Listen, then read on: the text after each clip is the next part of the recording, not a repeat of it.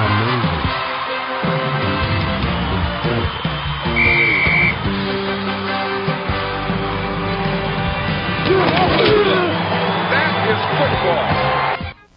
to FootballGameplan.com, where football makes sense. I'm Emery Hunt, the czar of the playbook, bringing you an NFL Week 3 preview between the New York Jets and the Miami Dolphins.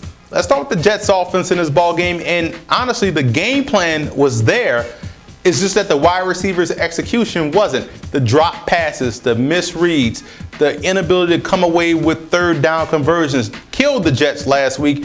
But the game plan was there, the sound game plan. A lot of people look at the yards total they gained on the ground, but the attempts is what you got to look at. The running game was there. It helped these guys operate off play action. Execution is key for the Jets. And they want to attack the aggressiveness of Cameron Wake. He wants to fly up the football field. The way you can attack that is influence him with the screen plays, and a lot of times leave the running back on his side, but do not block him and let the lineman go free and sneak the back out in the flat, and that's your advantage. That's how you calm the aggressiveness of a guy like that. And it's imperative for the Jets offense to stay ahead of the chains and let these guys get creative. You look at the fact that involve guys like McKnight, Curley, involve those guys in the running game with Tim Tebow in that package. I think that's where they can have an advantage versus Miami. And defensively, they want to stay aggressive, but don't lose discipline. Remember, Ryan Tannehill is a guy that can get outside the pocket and can cause damage.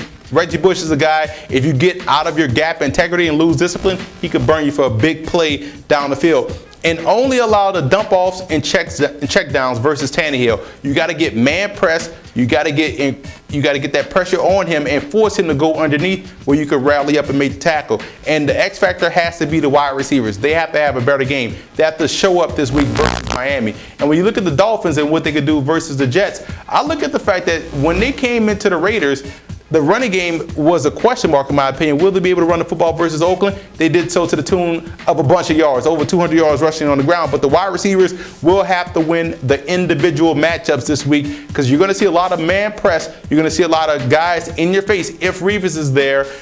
But they have to win those battles. That's the biggest key for those receivers. And they have the explosive advantage over the Jets.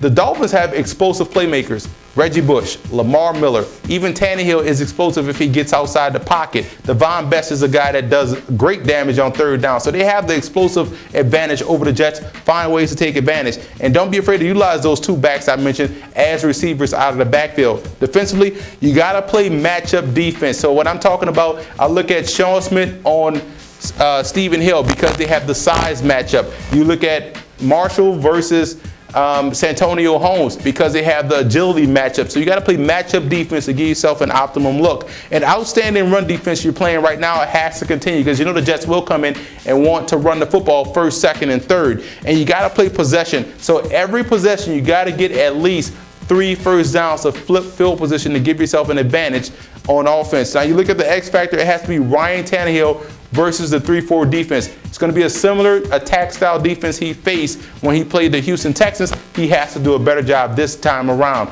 Now let's look at the personnel breakdowns, which are a look at where teams have strengths and where are the liabilities. So you look at the Jets, they have the advantage at the quarterback spot.